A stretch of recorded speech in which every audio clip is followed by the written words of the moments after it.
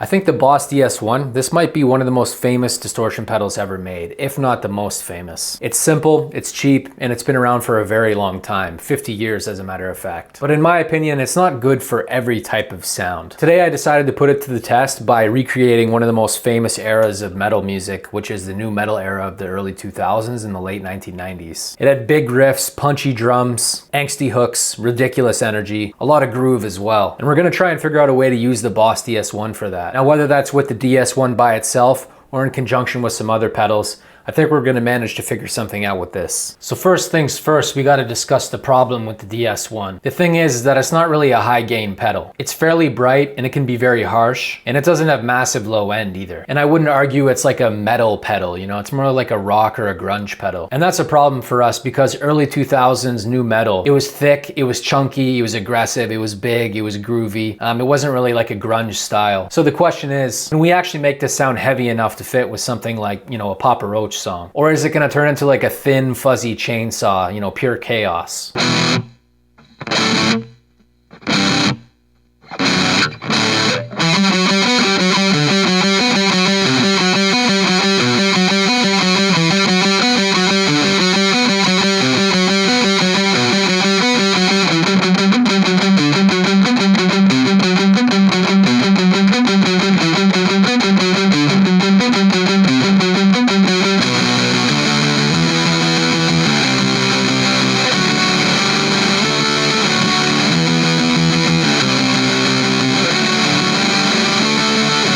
Actually doesn't sound too bad. All right, for the song, I figured we would recreate, you guessed it, Last Resort by Papa Roach. I feel like the drums and everything need to be recreated, and it's like the perfect epitome of the nu metal sound. The thing about the song is that it has a perfect introduction with the drums and the bass and the guitar and everything. It's super metal and it's super hard hitting. And I think a big part of why it works so well is because of the way everything works together to be as heavy as possible. It has that staccato rhythm. Additionally, you have the Iron Maiden style riff, which sounds perfect for the song.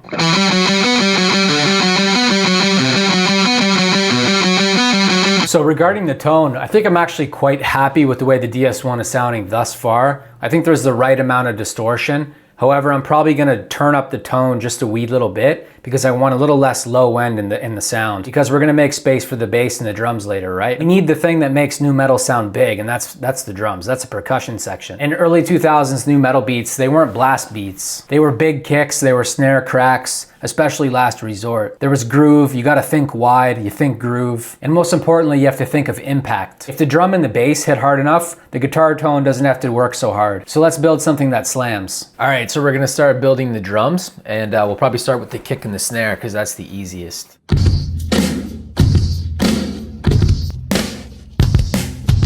Now it sounds like there's some toms in there too in the beginning.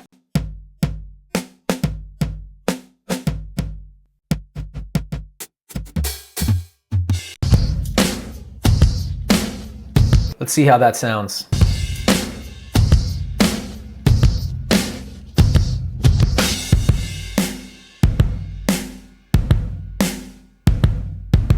Now we need to get the kick and the snare for the next part.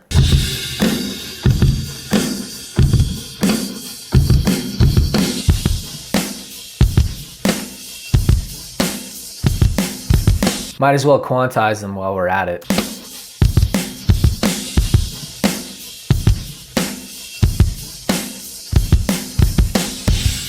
Now we'll get those cymbals in there too.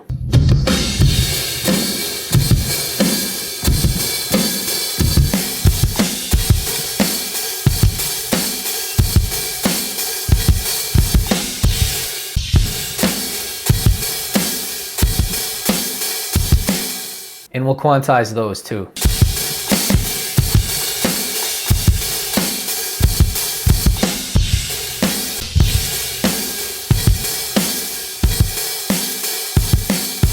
More kick and snare.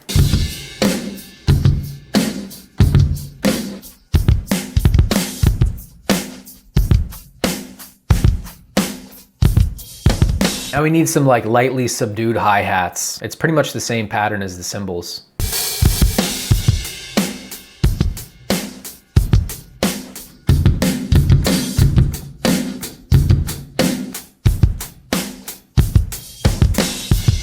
So far, it sounded pretty good. We should listen back to it quick.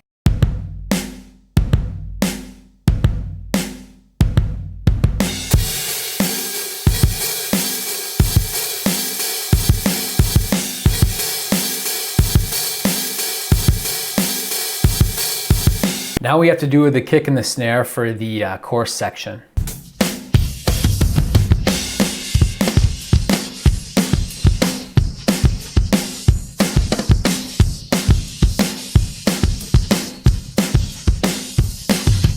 Then we'll add in some more cymbals.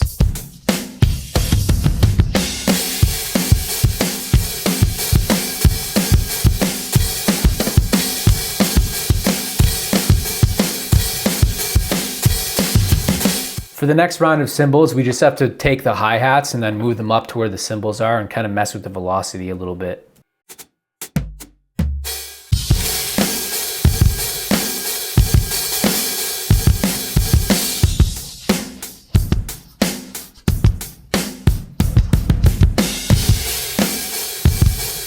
Now we'll add some toms to introduce the next section.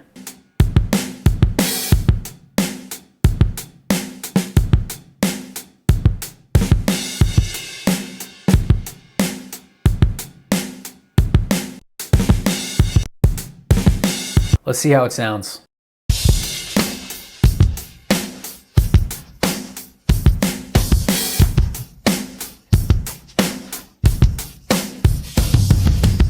All right, I think it's time to get some guitars in there, man. Let's do it.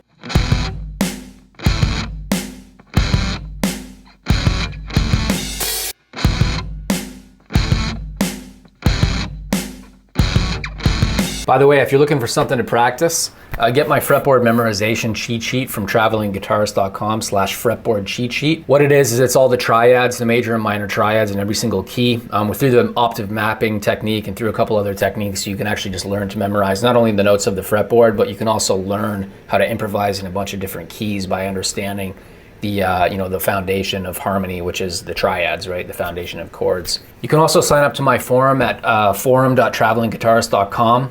There you can chat with people about guitar and music and whatever else you'd like.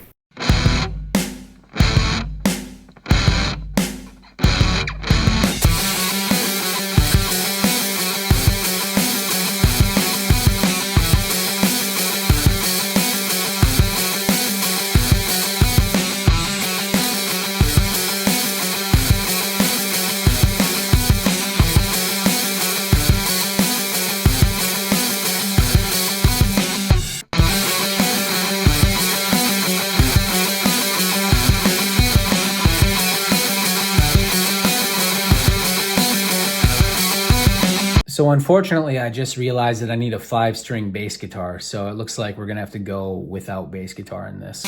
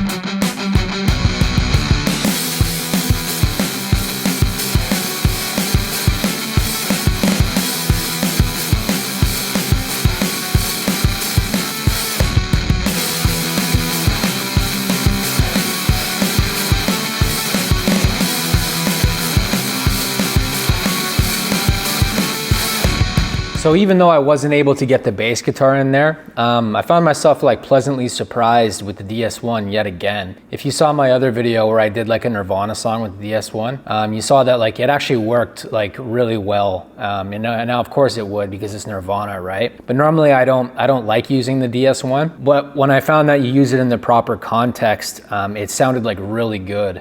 And I'll put the link to the video if you're interested in seeing it. In terms of this, the Papa Roach cover, this song, I was just pleasantly surprised with the fact that it actually like performed pretty well.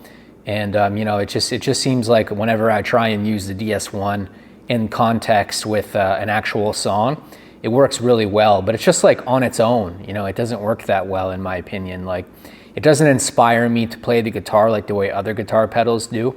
But that being said, when you do try and put it into you know, a more realistic context or an actual context of a composition, then it actually sounds pretty good. So I don't know, I guess I just keep learning things about, you know, music and pedals and just like the importance of the way things sound in the mix.